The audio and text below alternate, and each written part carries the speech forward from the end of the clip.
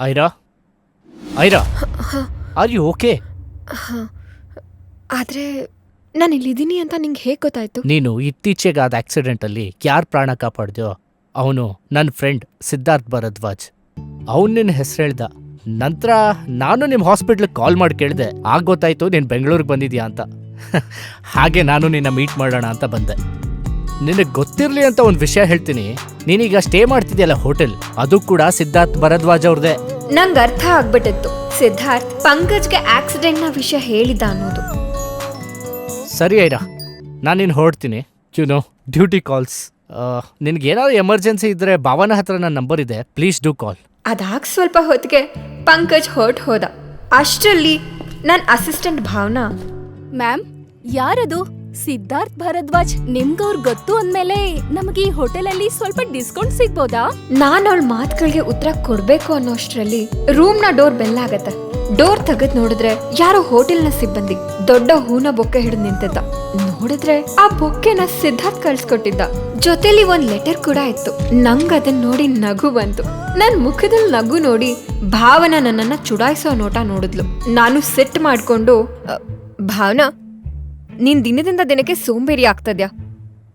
ಇವತ್ತು ಹಾಸ್ಪಿಟ್ಲಲ್ಲಿ ಏನಾಯ್ತು ಅನ್ನೋ ಅಪ್ಡೇಟ್ಸ್ ಅಲ್ಲಿ?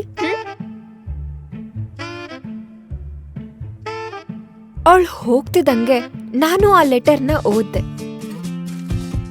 ನನ್ನ ತಲೆಗೆ ಏಟಾದಾಗ ನಾನು ಎಷ್ಟು ಹ್ಯಾಂಡ್ಸಮ್ ಆಗಿ ಕಾಣಿಸ್ತೀನಿ ಅಂತ ನಿಮಗೆ ಗೊತ್ತು. ಆದರೆ ನಾನು ಡಿನ್ನರ್ ಮಾಡುವಾಗ ಹೇಗೆ ಕಾಣಿಸ್ತೀನಿ ಅಂತ ನೀವು ನೋಡ್ಬೇಕಾ? ಹಾಗಾದರೆ ಇವತ್ತು ಸಂಜೆ ರೆಡಿಯಾಗಿ ನಿಮ್ಮ ಹೋಟೆಲಿಂದ ಹೊರಗೆ ಬನ್ನಿ. ನಿಮ್ಮನ್ನು ಪಿಕ್ ಮಾಡೋಕ್ಕೆ ನನ್ನ ಕಾರ್ ಕಾಯ್ತಾ ಇರುತ್ತೆ.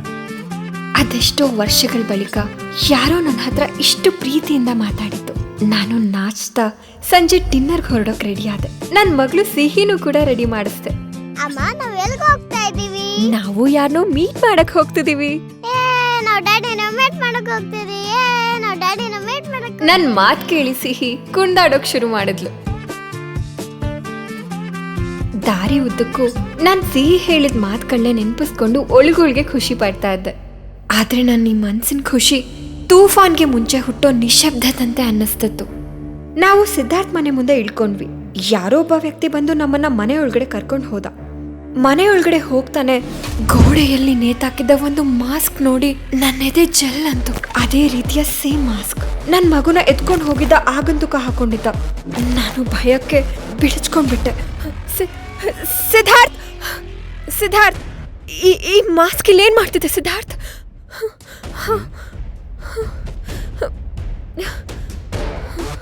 ಈ ಮಾಸ್ಕ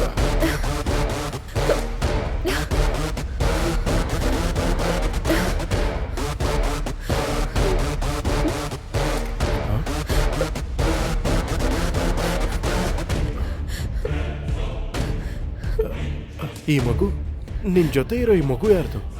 ಅಮ್ಮ, ಅವ್ರ್ಯಾಕ್ ನನ್ನೇ ನೋಡ್ತಾ ಇದ್ದಾರೆ?